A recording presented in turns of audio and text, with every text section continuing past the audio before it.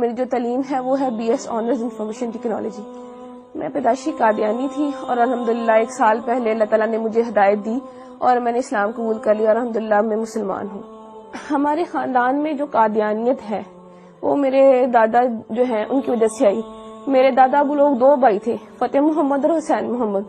وہ ہندوستان کے ضلع امرتسر کے رہنے والے تھے. وہاں سے وہ لوگ ہجرت کر کے پاکستان آئے اور پاکستان آنے کے بعد انہوں نے فیصل آباد کا جو علاقہ ہے چھوٹا لٹھیاں والا, یہاں پہ رہائش اختیار کر لی اور یہاں پہ انہوں نے قادیانیت قبول کی اور اس کے بعد قادیانیت کی جو تبلیغ تھی اس کو کرنا شروع کر دیا.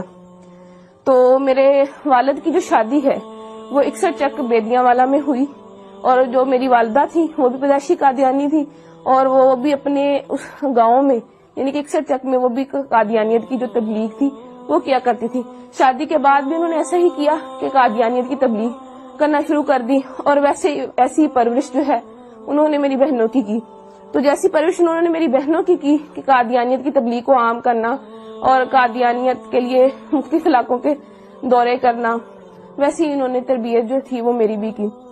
تو میرے والد صاحب جو ہے ان کے پاس جو قادیانیوں کی جماعت کا جو ایک چندہ لینے کا عہدہ ہوتا ہے, چندہ تحریک جدید, اس کا جو چندہ تھا وہ لیتے ہوتے تھے, اس کے سیکٹری تھے. یعنی تحریک جدید کا چندہ اکٹھا کرنے کے سیکٹری تھے. اور میرے جو تایا ابو تھے وہ جو وقف جدید جو تھے چندہ اس کو اکٹھا کرتے تھے, یعنی کہ سیکٹری وقف جدید تھے.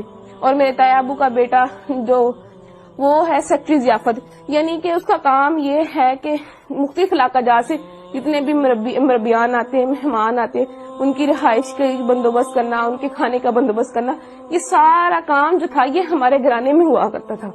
اور اس کے علاوہ جو میری بہن تھی وہ بھی سیکٹری مال تھی. ایک میری بہن سیکٹری ناصرات بھی رہی, ایک میری بہن سیکٹری تعلیم بھی رہی اور ایک وقت میں میرے پاس بھی سیکٹری تعلیم تربیت کا عہدہ تھا. اس کے بعد پڑھائی کی وجہ سے وہ میں نے عہدہ چھوڑ دیا اور میں نے ان کے اسکول میں پڑھانا شروع کر دیا. اور میں نے ان کے اسکول میں تقریباً 2 سال جو ہے ملازمت کی. فیصل آباد میں ان کی بہترین ڈبیٹر تھی. فیصل آباد کی طرف سے سلیکٹیولی یعنی کہ پورے فیصل آباد کو ریپرزینٹ کرنے کے لیے میں ایک دفعہ چناب نگر گئی تقریری مقابلے میں. وہاں وہ جو مقابلہ تھا اس میں میری دوسری پوزیشن آئی. اور اس مقابلے کے بعد ان کے یہاں ایسا ہوتا ہے کہ مقابلے کے بعد جو ہے سوال و جواب کا پروگرام رکھا جاتا ہے.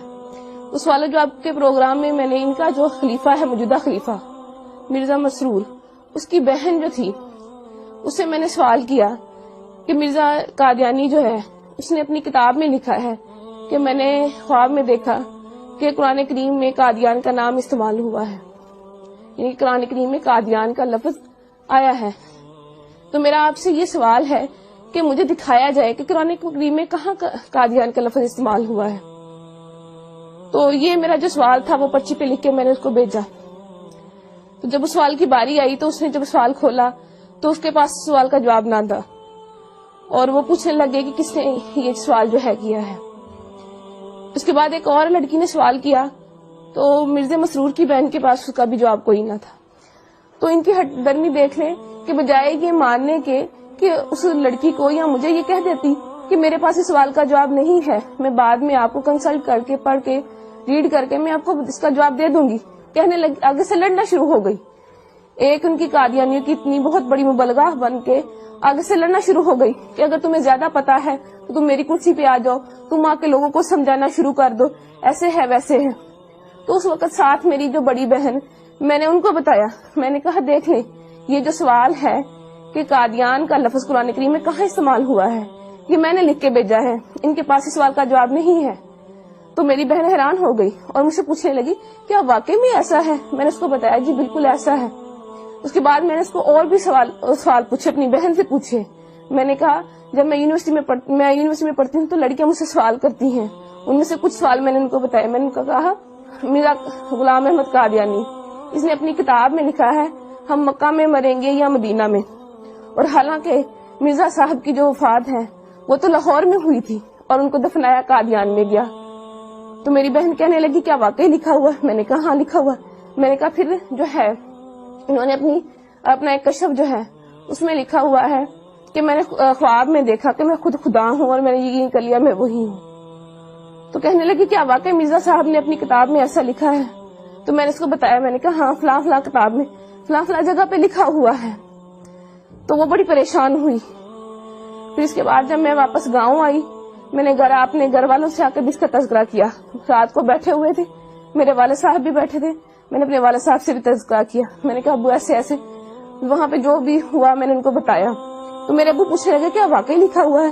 اس کے علاوہ پھر میں نے ان کو اور بھی حوالہ جات دیے, جیسے کہ مرزا صاحب نے مسلمانوں کو گالیاں دی ہیں, یا مرزا صاحب نے یہ کہا ہے کہ اللہ تعالیٰ نے میرے گھر پیدا ہونا ہے. تو یہ باتیں ساری سن کے میرے ابو بہت پریشان ہو گئے. اس کے بعد جو تھا میری امی نے وہ ہمیں اس ٹاپک پہ بات کرنے سے منع کر دیا.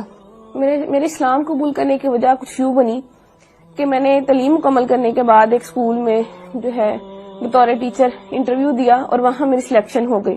ایک دن ہم بریک کے وقت بیٹھے ہوئے تھے تو اچانک مذہبی گفتگو جو تھی وہ شروع ہو گئی.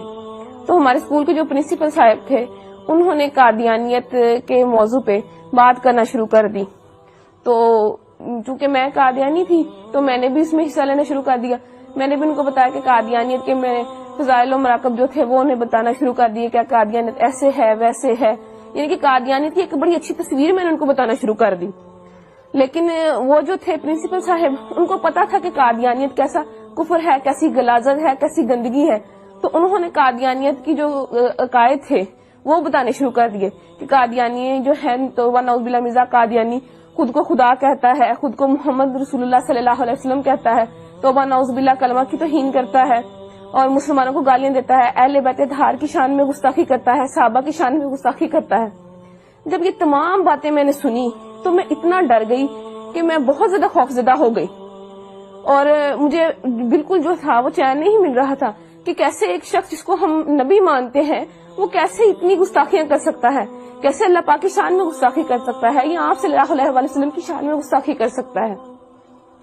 تو میں گھر آتی ہوں تو میں سو جاتی ہوں, اور میں نے جب خواب دیکھا تو میں وہ خواب دیکھ کے بہت ڈر جاتی ہوں. خواب کچھ اس طرح ہے کہ میں اپنے گھر کے باہر موجود ہوں, گرمیوں کے دن ہے, سخت گرمی ہے, اور میں گلی میں اکیلی موجود ہوں, میرا سر بھی ننگا ہے اور میرے پاؤں بھی ننگے ہیں. تو میں ڈر کے مارے دوڑنا شروع کر دیتی ہوں کہ مجھے کوئی مار نہ دے. بہت دوڑتی ہوں, اور پھر جب دیکھتی ہوں اپنے آپ کو ایک قدم بھی میرا آگے نہیں بڑھتا.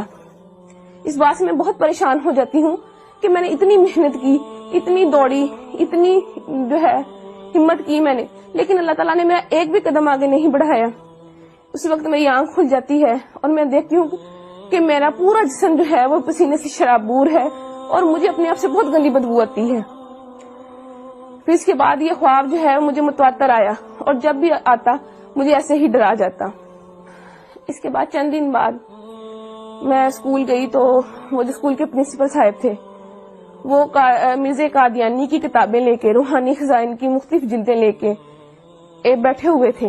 انہوں نے مجھے بلایا اور مجھے کہنے لگے کہ جو جتنی باتیں میں نے تمہیں, یعنی کہ جتنے قادیانیوں کے عقائد میں نے تمہیں بتائے ہیں, اگر میں تمہیں ان کتابوں سے دکھا دوں تو کیا تم یقین کر لو گی؟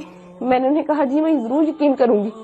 تو انہوں نے جو ہے کتابیں کھولی اور جتنی باتیں وہ مجھے جو میں نے آپ سے پہلے بیان کی انہوں نے مجھے مرزا قادیانی کی کتابوں میں سے دکھائیں, اور وہ کتابیں مرزا قادیانی کی لکھی ہوئی تھی. روا کی جو ہے ضیاء الاسلام پریس وہاں سے شائع ہوئی تھی. اس کے بعد جو ہے میری ملاقات, جو میرے دماغ میں شکوک و شبہات تھے یا سوالات تھے تو ان کو دور کرنے کے لیے میری جو ملاقات تھی وہ ایک سابق قادیانی جو کہ اب مسلمان ہو چکے ہیں اور ختم نبوت کے بہت بڑے مبلغ ہیں, عرفان محمود برق صاحب, ان سے میری ملاقات ہوئی.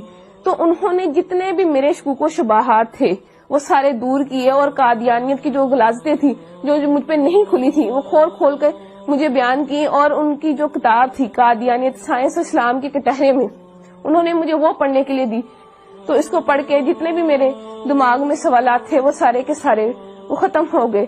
تو اس کے بعد پھر میں نے مرزا قادیانی پہ اور قادیانیت پہ کروڑوں لعنتیں بھیجنے کے بعد آپ صلی اللہ علیہ وسلم کی غلامی میں آ گئی اور کلمہ طیبہ پڑھ کے اسلام قبول کر لیا. اس کے بعد جب میں گھر گئی میں نے اللہ تعالیٰ سے جا کے دعا کی کہ اللہ تعالیٰ مجھے کوئی رستہ بتا, کہ مجھے کوئی ایسا نشان دکھا کہ مجھے پتہ چل سکے کہ میں نے آج جو کیا میں سچ پہ ہوں, میں حق پہ ہوں. تو میں جو ہے میں سو گئی. تو میں نے وہی خواب جو میں پہلے دیکھتی تھی اور میں ڈر جاتی تھی، وہی خواب مجھے دوبارہ آیا کہ میں اپنے گھر کے باہر موجود ہوں، گرمیوں کے دن ہے، سخت گرمی ہے، اور میں ڈر کے مارے بھاگنا شروع کر دیتی ہوں۔ لیکن اس دفعہ معاملہ جو تھا وہ الٹ ہو گیا کہ جب میں ڈر کے مارے میں بھاگنا شروع ہوئی تو بھاگتے بھاگتے کہ میں پکی سڑک پہ پہنچ گئی، تو میرا سر جو پہلے ننگا ہوتا تھا اس پہ ایک سفید چادر آ گئی خود بخود، اور میں نے دیکھا کہ میرے سامنے ایک شخص احرام باندھے کھڑا ہے۔ جب میں نے اپنی نظریں اوپر اٹھائیں تو میں نے سبز گنبد اور مینار کو پایا، تو اس کے بعد میری آنکھ کھل جاتی ہے اور مجھے اپنے آپ سے جو جہاں پہلے پسینے کی بدبو آتی تھی، اب مجھے اپنے آپ سے اتنی اچھی خوشبو آنے لگی۔